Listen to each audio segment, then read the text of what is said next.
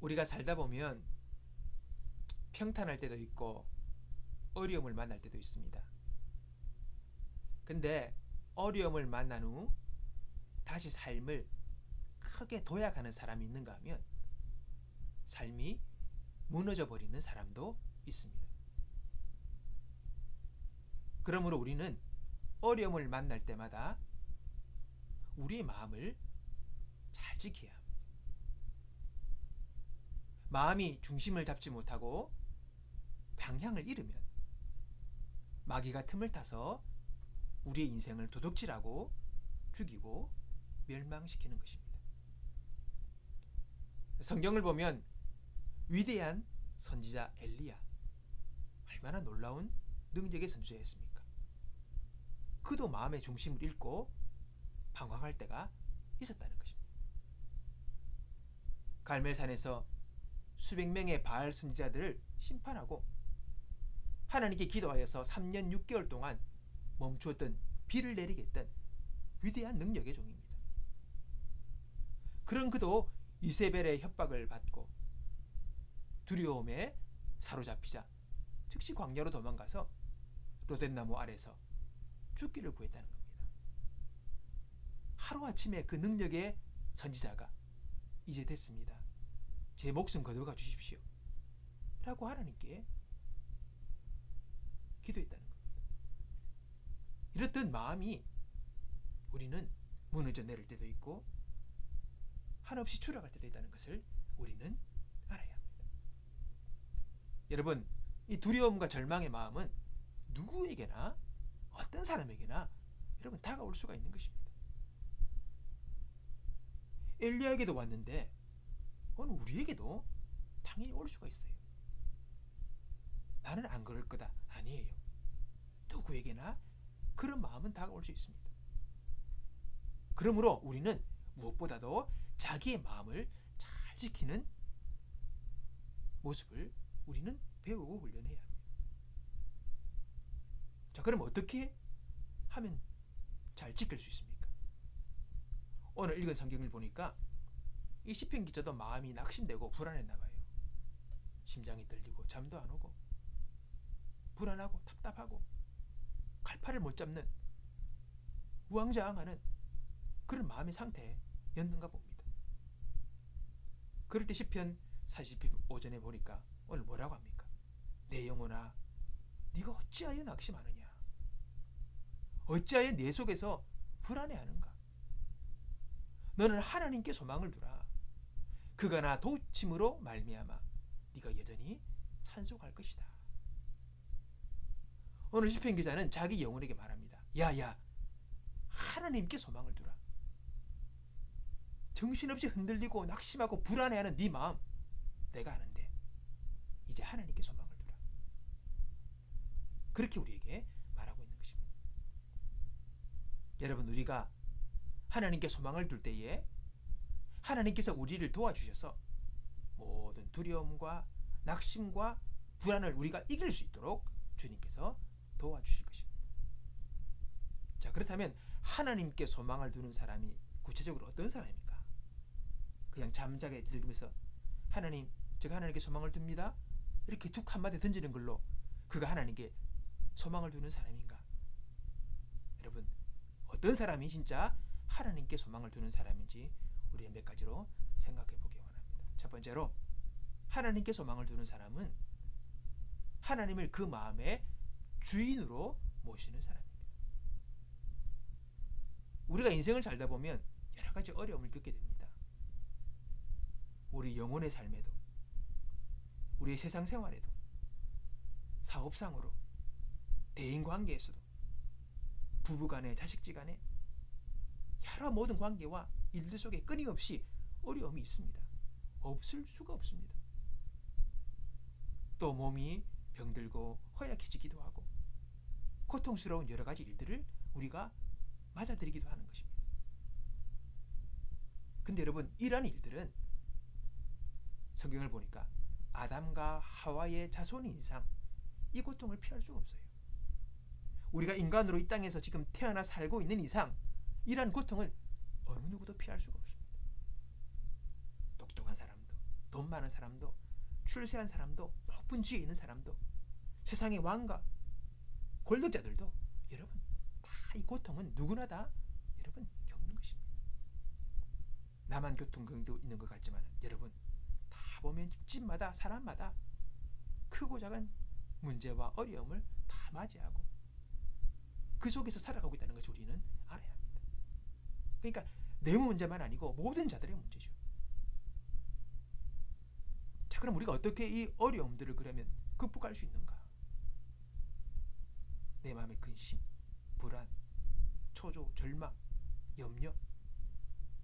여러분 우리가 하나님을 내 마음의 주인으로 모시고 있으면 이라는 것들을 이길 수 있는 힘을 하나님이 주신다는 것입니다. 그가 우리로 하여금 그것을 이길 수 있도록 도와주신다는 것입니다. 시편 91편 아까 읽었던 말씀의 뒤에 보면 가장 높으신 분의 피난처에 사는 사람은 전능하신 하나님의 그늘 밑에서 편안히 쉬게 될 것입니다. 내가 여호와께 말합니다. 주는 나의 피난처시며 성벽이십니다. 나의 하나님, 내가 주를 굳게 믿습니다. 오늘 하나님을 피난처로 삼고 살아가는 사람, 그는 그 하나님의 그늘 밑에서 쉼을 얻는다는 겁니다. 고백합니다. 주는 나의 피난처십니다. 나의 성벽이십니다. 적군을 막아주는 나의 하나님, 내가 주를 믿습니다. 우리가 살다 보면 만나게 되는 여러 가지 인생의 광풍이 있습니다. 정치적인 광풍, 경제적인 광풍, 삶의 어려움의 광풍들을 만납니다. 이때 우리는 하나님을 내 마음의 주인으로 모셔야 합니다. 그러면 하나님께서 우리의 피난처가 되어주신다는 것입니다. 내가 이때까지 주인으로 살아왔지만 이제 주님을 나의 주인으로 모십니다. 내 인생의, 내 영혼의 주인이 되어주십시오. 당신이 내 마음의 중심의 보좌에 앉으십시오. 여러분 그렇게 하나님 앞에 우리의 주인 자리를 내어놓는 우리들의 결단과 마음이 있어야 한다는 것입니다. 자, 그럼 어떻게 되느냐? 시편 91편 1, 2절 이후에 3절에서 6절까지 말씀을 제가 한번 읽어보겠습니다. 주는 반드시 여러분을 사냥꾼의 덫에서 구하시고 무서운 병에서 건져주실 것입니다. 주는 주의 깃털로 여러분을 감싸주시고 주의 날개 아래 여러분을 보호해 주실 것입니다. 주의 신실하심이 여러분의 갑옷과 방패가 되게 주실 것입니다. 밤의 적막함이 여러분을 두렵게 하지 못할 것입니다. 낮에 날아다니는 화살이 여러분을 해하지 못할 것입니다. 밤중에 퍼지는 전염병도 여러분을 두렵게 하지 못하고 대낮에 닥치는 재앙도 여러분을 해하지 못할 것입니다. 여러분 낮의 화살, 밤의 재앙, 전염병 이거 어떻게 우리가 예측하고 알 수 없는 거잖아요. 우리의 생각 밖의 일들입니다. 갑자기 밀어닥치는 것. 그런데 이런 것들도 주님께서 막아주시고 지켜주시겠다라고 말씀하십니다. 하나님이 내 마음의 주인되어 내가 그분을 주인으로 모시고 내 중심에 그분을 모시고 살아갈 때에 하나님은 우리의 방패가 되시고 피난처가 되시고 성벽이 되셔서 우리를 지키시고 보호하시다고 하신 이 약속의 말씀, 우리에게 굉장한 위로와 도움이 되는 것입니다. 오늘 하나님을 의지하고 그분을 내 중심에 모시고 그분을 나의 주인으로, 나의 하나님으로 인정하고 살아가는 저와 여러분 되시기를 주님의 이름으로 축복합니다. 두 번째는 하나님께 소망을 두는 사람은 환경이 아니라 하나님의 말씀 위에 굳게 서는 사람입니다. 우리가 하나님께 소망을 두고 살아가야 하는데 하나님이 눈에 안 보이잖아요. 오늘 차 타고 한 2시간 가서 어느 건물 안에 계신 하나님이 계시다면 우리 가서 그분을 뵙고 이야기도 하고 그러면서 쉽게 모든 것을 풀고 나아갈 수 있을 텐데 하나님은 그런 분이 아니에요. 그래서 우리에게 뭘 주셨느냐? 말씀을 주셨어요. 요한복음 1장에 보면 태초에 말씀이 계시니라. 이 말씀이 곧 하나님이시니. 여러분, 말씀이 곧 하나님이래요.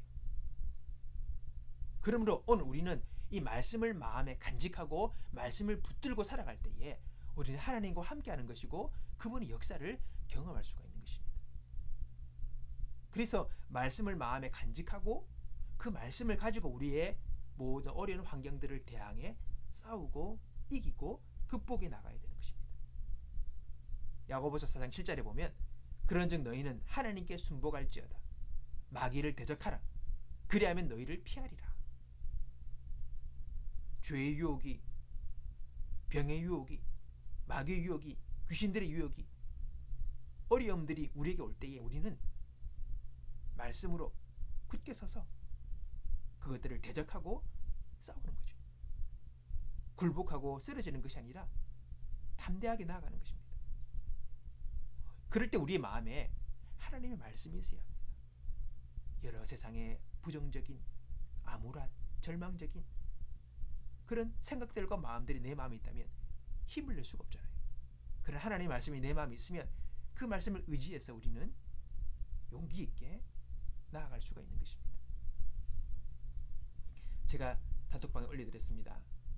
우리 시편 23편 말씀을 함께 한번 같이 읽어보도록 하겠습니다. 같이 읽습니다. 여호와는 나의 목자시니 내가 부족함이 없으리로다. 그가 나를 푸른 조장에 누이시며 쉴만한 물가로 인도하시는도다. 내 영혼을 소생시키시고 자기 이름을 위하여 의의 길로 인도하시는도다. 내가 사망의 음침한 골짜기로 다닐지라도 해를 두려워하지 않을 것은 주께서 나와 함께 하심이라. 주의 지팡이와 막대기가 나를 안위하시나이다.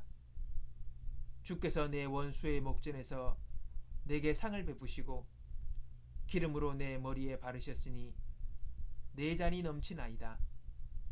나의 평생의 선하심과 인자하심이 정녕 나를 따르리니 내가 여호와의 집에 영원히 거하리로다.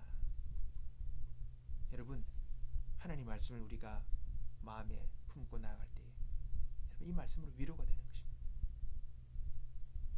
평생의 선하심과 인자하심이 나와 함께 할 거다. 사망의 음침한 골짜기를 다니도 그가 나를 지키신다. 이 말씀이 내 마음에 있을 때에 우리는 위로를 받게 되는 것입니다. 그리고 우리의 삶 가운데 어떻게 잘 될까? 그런 생각할 때 이어 함께 읽겠습니다. 요한 3서 1장 2절 시작. 사랑하는 자여 내 영혼이 잘된 같이 내가 범사에 잘되고 강건하기를 내가 간구하노라. 하나님 우리에게 어떤 마음이 있습니까? 영혼이 잘된 같이 범사가 잘되고 강건하기를 그분은 원하시는 것이죠. 우리의 삶이 잘 되기를 그분은 바라시고 원하시고 계시는 것입니다. 위로가 되는 것입니다. 또 그 다음에 우리가 마음이 고통스럽고 또는 육신이 약하고 병에 들었을 때에 우리가 위로가 되는 말씀이 있습니다. 베드로전서 2장 24절 말씀 함께 읽습니다. 시작. 친히 나무에 달려 그 몸으로 우리 죄를 담당하셨으니 이는 우리로 죄에 대하여 죽고 의에 대하여 살게 하려 하심이라. 그가 채찍에 맞음으로 너희는 나음을 얻었나니. 아멘. 예. 하나님께서 예수님을 보내셔서 그분이 십자가에 죽게 하신 이유는 우리의 모든 죄를 그분이 대신 짊어지시고 질병과 죄와 사망과 죽음을 그분이 짊어지시고 대신 죽으심으로 우리가 노임을 얻고 자유를 얻게 된 것 아닙니까? 그가 채찍에 맞음으로 우리가 나음을 얻게 되었다. 그는 오늘도 우리를 치료하시고 우리를 강건케 하시고 이미 십자가에서 나를 위하여 모든 치료의 대가를 지불하셨다. 위로가 되는 것입니다. 자, 마지막으로 또 우리 마음 가운데 하나님께서 두려움이 올 때에 우리를 위로하십니다. 이사야 41장 10절 시작. 두려워하지 말라. 내가 너와 함께함이라. 놀라지 말라. 나는 내 하나님이 됨이라. 내가 너를 굳세게 하리라. 참으로 너를 도와주리라. 참으로 나의 의로운 오른손으로 너를 붙들리라. 하나님께서 우리를 도우십니다. 오늘 이 말씀이 내 마음에 있고 그 말씀 붙들 때에 우리는 용기를 얻을 수 있게 되는 것이지요. 하나님의 그 말씀이 위로와 어려움의 어두움의 방황의 빛과 소망이 되어 주시는 것입니다. 오늘 그 말씀을 붙들고 나아갈 때에 하나님 우리에게 위로하시고 삶의 용기의 근거를 주시고 그 말씀을 통해서 우리가 오늘도 힘을 내어 나아갈 수 있는 역사를 허락하시는 것이지. 오늘 그 말씀을 여러분 위기의 시간마다 어려울 때마다 평안할 때도 오늘 그 말씀을 가까이 함으로 말미암아 위로와 힘을 얻으며 모든 불안과 두려움을 이기고 나갈 수 있는 저와 여러분이 되기를 바랍니다. 자, 그리고 세 번째입니다. 마지막으로 세 번째는 하나님께 소망을 두는 사람은 어려움을 당할 때에 기도하는 사람입니다. 기도하는 것입니다. 여러분 우리가 기도할 때에 하나님이 역사하십니다. 하나님은 우리에게 얻게 되고 찾게 되고 문이 열릴 것이라고 성경에 말씀하셨죠. 우리가 잘 아는 말씀입니다. 근데 구하고 찾고 두드려야지 찾게 되고 얻게 되고 문이 열리는 것입니다. 아무것도 하지 않는데 아무것도 일어나지 않는 것입니다. 종종 보면 인터넷상에서 유명 명언들이 많이 있습니다. 글귀들이 그런 말씀이 있습니다.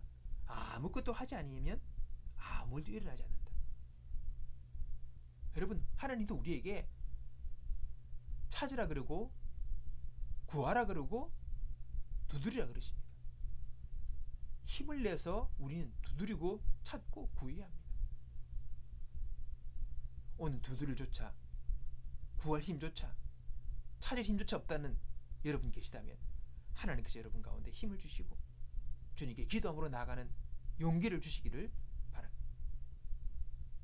우리가 하나님의 역사를 구하며 마음의 평안과 확신이 올 때까지 하나님께 엎드려 기도하는 저와 여러분이 되기를 바랍니다. 기도하는 게 이미 삶의 루틴이 되어서 매일 해나가는 사람은 어렵지 않지만 안 하다 가려는 사람은 힘듭니다. 온갖 각오와 결단을 해야지만이 겨우 그 믿음의 기도의 삶을 시작할 수 있을지 모릅니다. 그러나 여러분 우리는 기도해야 합니다. 기도할 때 하나님께서 우리에게 응답하시고 우리가 구하는 것을 따라 주시겠다고 하셨기 때문이십니다. 너는 내게 부르짖으라 내가 내게 응답하겠고 내가 알지 못하는 크고 은밀한 일을 내게 보이리라. 어려움을 당하고 길이 막힐 때 우리는 하나님께 기도하면서 어떻게 할지를 구하고 하나님의 도우심을 구하는 저와 여러분이 되기를 바랍니다. 예전에 독일의 프랑크푸르트 순복음교회의 한 성도가 지금은 고인되셨지만은 조윤기 목사님께 감사 편지를 하나 보냈답니다. 근데 독특한 것은 이분은 한인교회지만은 한국 사람이 아니에요. 독일 분인데 그분이 루게릭병을 앓고 있었습니다. 주변 사람들이 아니 왜 독일 사람이 말도 안 통하는 한인교회를 다니냐 그렇게 물어볼 때마다 이분은 대답하기를 통역 없이는 알아들을 수 없지만 이 교회에 와 있으면 성령의 임재를 저는 느낍니다. 주님이 계시는 것 같습니다. 아픈 몸을 이끌고 가서 예배를 드리면 몸이 가벼워지는 것을 체험하기 때문입니다. 그렇게 말했다는 것입니다. 하나님의 역사를 느끼는 거죠. 예배장에 나오는 겁니다. 자기의 독일 교회가 아니라 한인 교회에 와서 그렇게 매주마다 예배를 드리는 거예요. 근데 이분의 간증이 놀라운 게 이분은 루게릭병입니다. 루게릭병은 온몸의 근육이 약해지기 때문에 제대로 움직일 수가 없어요. 그런 아주 치명적인 병입니다. 근데 그가 기도했다는 거죠. 기도해서 하나님께 기도해서 자기는 이 기적을 많이 경험한대. 기도하니까 하나님께서 이 몸에도 건강한 자녀들을 주셨답니다. 낳게 해주셨다는 거예요. 또 하나님께서 기도하니까 돕는 사람을 보내가지고 자녀들을 또 잘 키울 수 있게 해주셨대요. 또 기도했더니 하나님께서 불신자였던 자기의 친정 아버지가 예수를 믿게 되고, 이분의 가정에 아버님이 새집까지 마련해주고, 뭐 이런 일들이 삶 속에서 일어나는 거예요. 몸은 불편하고 어려웠지만 기도를 통해서 그가 해야 될 일들을 하나님께서 할 수 있도록 다 길들을 열어주셨다는 것입니다. 자기 몸이 불편해서 아무것도 할 수 없지만 기도하면 주님께서 모든 것을 해주셨다는 겁니다. 그래서 이게 기도의 힘이고, 이 몸에 연약해서 움직이기 힘든 그런 상황에서도 기도를 통해서 자기는 많은 일들을 경험하게 되었다는 것입니다. 그래서 감사의 편지를 보냈다는 거예요. 여러분, 기도할 때 하나님은 우리를 위하여, 우리를 통해 역사하십니다. 중국의 선교사 허드슨 테일러, 얼마나 많은 일들을 했던 유명한 선교사님이죠. 근데 그분이 건강이 좋지 않아 가지고 병상에 누웠을 때가 있었답니다. 그때 이제 할 수 있는 게 없으니까 하나님께 기도했답니다. 기도밖에 할 수 없으니까, 움직일 수 없으니까. 근데 그 이분이 이후에 이런 고백을 합니다. 자기가 건강할 때도 하지 못한 일까지 하나님께서 내가 병상 중에 있을 때 다 이루어 주셨다라고. 기도했더니 하나님께서 그렇게 해주셨다는 거예요.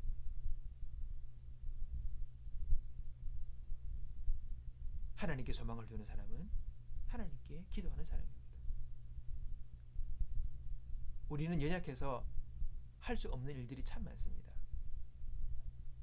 나는 특히 연약해서 내가 할 수 없는 게 너무 많다라고 생각하지만, 여러분, 우리가 생각할 때에 강하다 하는 사람도 그들 나름대로의 또 한계가 있고 연약함이 있습니다. 인간은 누구든지 다 한계 사항을 맞이하고 살아갑니다. 인간은 전능자가 아니기 때문입니다.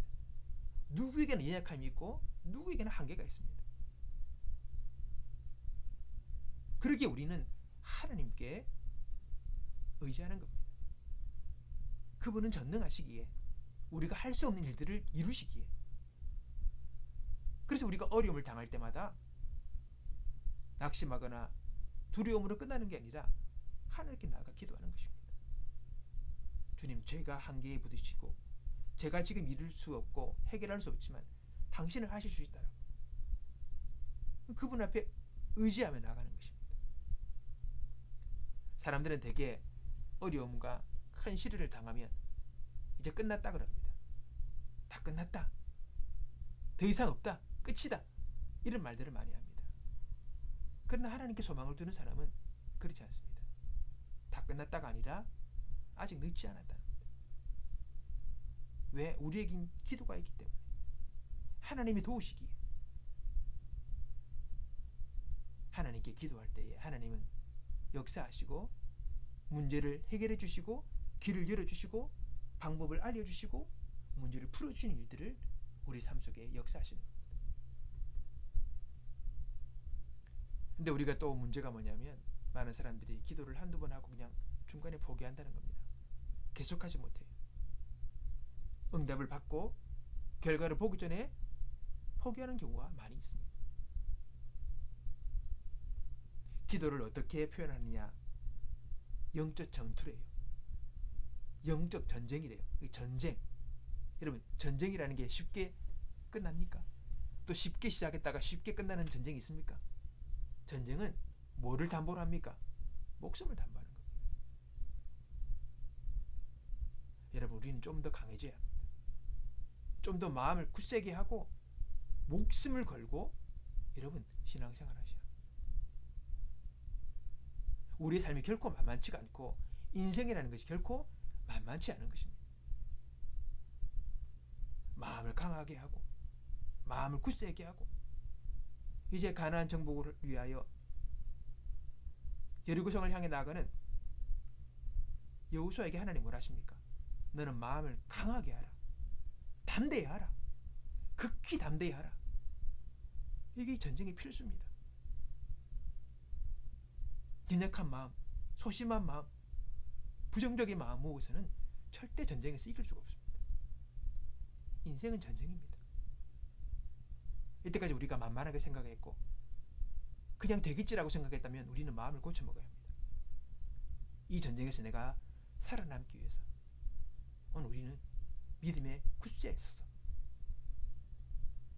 하나님께 전적으로 의지하며 기도하며 이 모든 어려움들을 이겨나겠다는 마음에 각오를 하고 나가셔야 합니다.